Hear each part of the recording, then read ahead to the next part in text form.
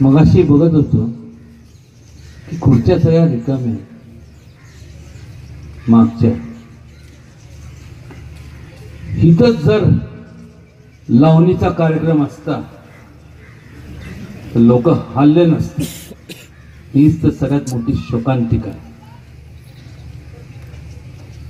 इश्यूला non issue करायचं आणि non इश्यूला issue करायचं. खरोखरच मगाशी माझ्या मनात कसं वाटलं की समजा इथं जर बॉम्ब पडला तर लोकांना कळेल आणि तर लोक धावून येतील ह्या लोकांकडं. काय चाललंय, जग कुठं चाललंय, आपण कसं वागायचं. प्रत्येकाला वाटत असेल की आता 9:30 वाजलेत, चला जेवायची वेळ झाली. कधी विचार केलाय की ह्या संपूर्ण लोकांनी अन्न न खाता संपूर्ण तुमच्या आमच्या सगळ्यांच्या संरक्षणासाठी सगळं प्राण पणाला लावून मुलाबाळांची काळजी न घेता बायकोला पण न विचारता हे पुढं आले कशा करता. ह्यांना हौस होती म्हणून नाही, कुठंतरी ह्यांना एकच वाटत होतं की ठीक आहे, आपलं काय जरी झालं तर तरी बाकीचे लोक सुरक्षित राहिले पाहिजे. आणि आपण त्यांच्या सुरक्षेच्या बाबतीत काय करतो, किती आपण त्यांचा सन्मान करतो. का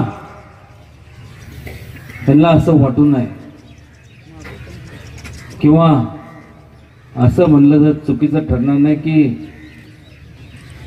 जर त्यांच्या ठिकाणी आपण असतो फक्त संपूर्ण आयुष्य घालून नका, पण एक दिवस फक्त ड्रेस हा मी तुम्हाला शिवून देतो.